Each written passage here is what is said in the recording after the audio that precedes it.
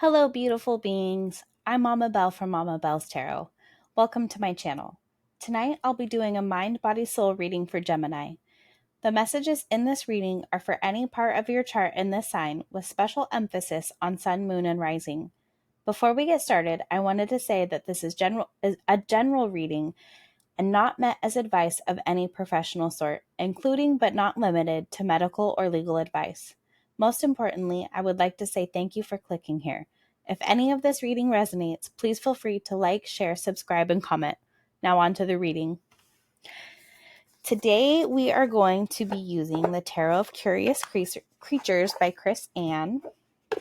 I want to say thank you so much, Gemini, for your views, likes, comments, shares on my last video. I truly appreciate it. Thank you so much. It really made my day seeing all the likes and comments and views. It was so shocking and such a pleasant surprise. So thank you. I can't thank you enough. I hope your December goes well. This is what we'll be looking into, although these messages are timeless, and I expect that you will find them when they are going to resonate and when they are meant for you. What does Gemini need to know for the mind? If you notice any patterns, because it's this season has patterns for you, I'm curious what those are, so leave those in the comments. So for the mind, you have the Hierophant. For the body, you have Justice and Death. And, okay, too much going on. What's happening? For the soul for Gemini. Oh, I love that. You have the Star for the soul. And we're also going to get a card for the overall message for the reading. What is the overall message for the reading for Gemini? Overall message for Gemini. Not 40 cards. What is the message for Gemini? The overall message is the Seven of Wands. And the bottom of the deck, you have the Knight of Pentacles. Excuse me. Trying to something out a little bit different from the last time, so that way hopefully you can see these a little bit better. Get some water. So the first card you got was the Hierophant in the mind position. This tells me, because the Hierophant is a earthly card because it's connected with Taurus, that specifically the Hierophant is about tradition, beliefs, doing things in a traditional way. And what I noticed on the card the last time I pulled this for a reading is that there's candles and roses, and she looks like she's working out and maybe taking care of her body, her physical being, but maybe this is more about you physically taking care of your mind, that you've taken time to slow down, and maybe it's not exactly traditional in the sense that because it's a little bit newer to really stop and take the time to take care of your mind, but for you it's traditional because Gemini is all about the mind and communication and the thinking mind. They're a swords kind of card, traditionally speaking. And so getting something traditional in the mind tells me you're trying in some way, because of the depiction, that you're trying to take care of it. You're doing what takes care of your mind. That your beliefs might be traditional.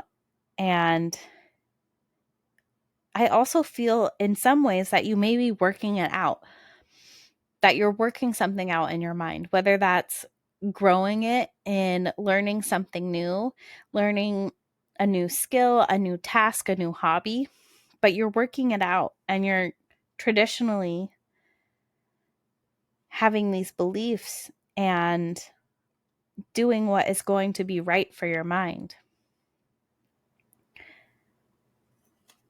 this also feels, I went to put it down, but there's something that feels like I'm not quite done with this message. And the other feeling that I got from it is that you're taking practical steps to do the learning, to do the growing of your mind. That this is all based and grounded in things that are proven to work.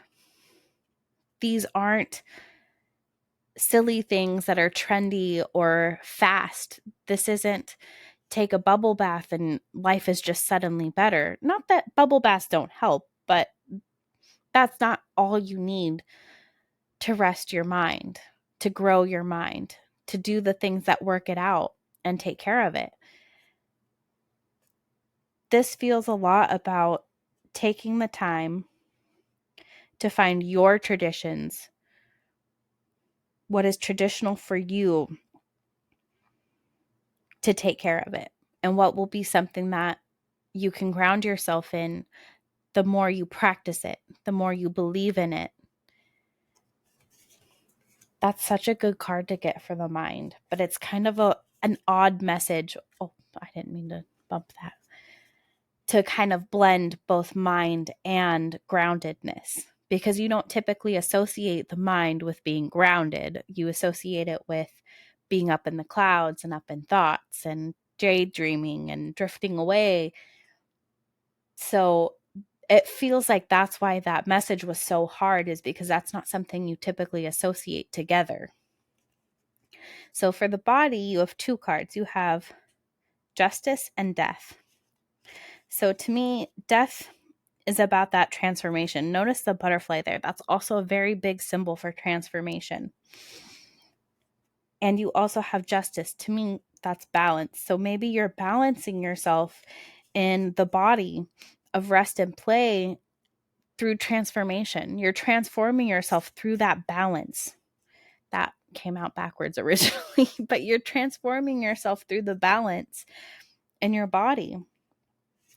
You can't only give it soda. You can give it water, but it also needs other things in balance. It needs rest and it needs play. It needs movement. It needs rest.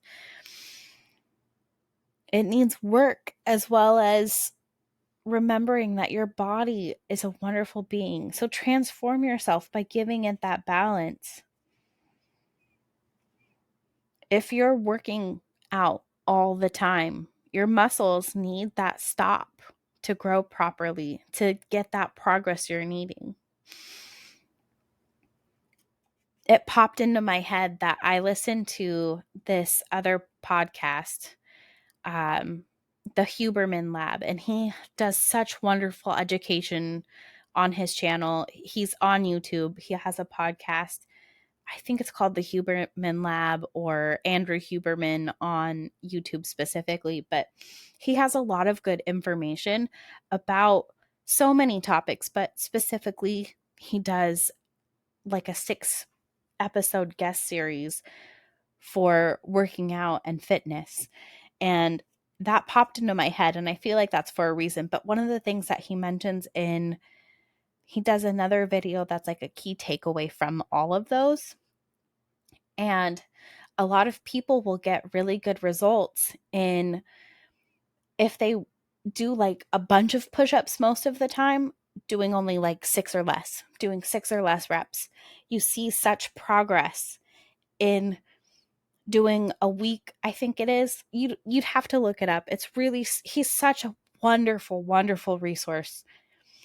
But looking him up, if you can, truly, truly just so inspirational, so wonderful with his education style. But he has great information on working out. And I don't know what exactly had brought me to that tangent, but the balance. So finding the balance of, if you're doing like, almost 100 push-ups a day, take that time, like a few days or a week. I can't exactly remember, but maybe taking that time to do 6 reps instead of the 50 or 100. Finding that balance of letting that muscle recovery happen.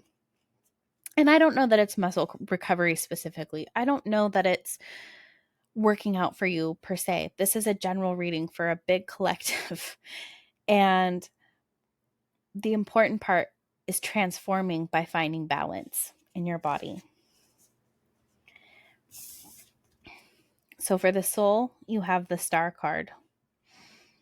That's beautiful because to me, this is about wishing on a star, getting that wish granted. And because you're getting it in the soul position, which I think Aries got it in the soul position too. So if you have Aries in any placements, you might want to watch that reading. But finding what lights your soul on fire. What is your deepest soul's wish? What is that deep, deep wish upon a star type thing? Because getting it in your soul tells me that you're ready for the universe to grant you a gift, grant you a wish. But you have to know in your soul deep down what that is before you can wish for it. It's hard to ask for a gift that you don't know what you want. So this to me says that you need to figure what that is. Figure out what that is. So for the overall message, you have the 7 of Wands. And to me, this is about sometimes being a little bit too defensive. It's okay to defend yourself, but it can't be an all the time thing. You've earned your spot and you need to be confident in that knowing and not be defensive every time someone questions it. That's the feeling that I'm getting right now, is that maybe you're trying to defend yourself every time someone tries to convince you shouldn't be here or is questioning why you're there in the first place. You got there because you earned it, first of all. Anyone who doesn't see that, doesn't understand that, that's not a you problem, that's a them problem. So we can get in a habit and a space of always wanting to defend ourselves, but you earn that spot.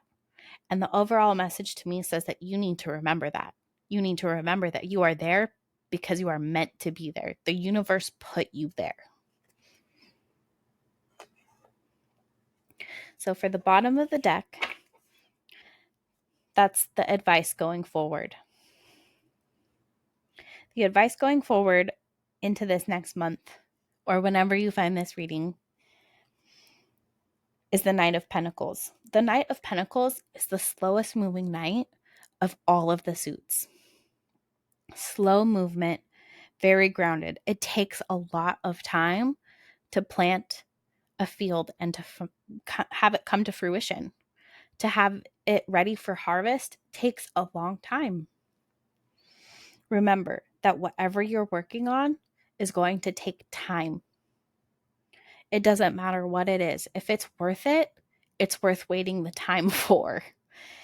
Be patient. The Knight of Pentacles is a very, very patient person. It's a very patient card. But you've put in the hard work. And keep putting in that hard work. And hard work doesn't have to be your typical physical hard work. This can be, if it's hard for you to rest, that's the hard work you need to put in. The rest. Rest your body. Is that hard for you? Is it hard for you to sit and stop and lay down and give yourself what you need to give yourself rest? Because sometimes that's the hard work. That's not easy for everybody. And especially most of the Geminis I know, they're constantly go, go, go. So going isn't hard for them. Doing physical work isn't hard for them. Rest, taking time to say, hey, I need a moment for myself. I need a day for myself. I need to not go out. That can be the hard stuff for Gemini. I know that you're capable, though. I know you got this. You do.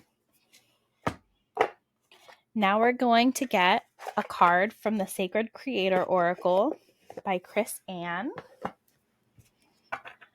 I'm going to be reading the essential message as well as the self-care message that is in the card directly from the guidebook, because the Essential message is as if you get it in the upright, where the self-care message is as if you get it in the reverse. And I always find that there's a message in the whole card's meaning. That tends to resonate the most. So, what does Gemini, that's so many. Okay. What does Gemini need to know?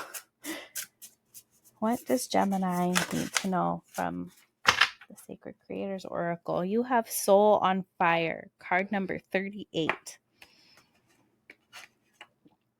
I just had the song, what is it? This Girl is on Fire by Alicia Keys. I just had that pop in my head, but it's like, this soul is on fire. Anyway, random fun fact that popped into my head, just a little different. I hope I cracked you guys up as much as I cracked myself up. Okay, so 38, Soul on Fire. Essential meanings: passion, laser-like focus on your goals, infectious enthusiasm, success on the way, finding what lights you up. It's all about that soul card, finding what lights you up. Self-care message: a loss of faith, needing to find your passion, boredom, settling for less, feeling unworthy of life's miracles. I also feel that that kind of fits with that Seven of Wands, feeling unworthy. Maybe that's why you're being defensive and defending yourself. What can you do to remember you're worthy of that? You're so worthy of that. Fearlessly pursue that which sets your soul ablaze. Soul on Fire is an exhilarating state. It's impulsive. It's catchy. It's the one tunnel vision option that lies ahead of you that you absolutely cannot stop thinking about. It's passionately obsessive and thrilling, and it's always filled with warm spirals of escalating energy. What do you see when you look at your tomorrow? Does it reverberate excitement? Is there fire energy there? If there isn't, you may be running after empty substitutes for your dream, and it's time to find your true zest for your journey. When you make the decision to expand your life this way, the shift can happen quickly. Souls ablaze are magnetic and have a way of making huge changes in short spurts. Extraordinary experiences are built from within ordinary, everyday lives. You have everything you need to find this spark of fascination of your journey, or for your journey. How could you expand your current reality so that it would be big enough to house your dream? Cut through the nonsense and the mad babble you've been using to market or describe yourself. Stop trying to dazzle with expert lingo or fancy systems. Drop the facade. Sell them passion, your fire, your dream. If you could bring more infectious enthusiasm to your goal and talk about it from a place of pure passion, what would you say? Beautiful. I really enjoyed your reading. I hope this message resonated with you. If it did, please feel free to comment, subscribe, as well as share it with those you feel it may also resonate. Again, thank you so much for clicking here. I am so grateful. Thank you. I hope this month brings you health, wealth, happiness, clarity, passion, and alignment. With so much love, I'm Mama Belle. I look forward to doing your next reading.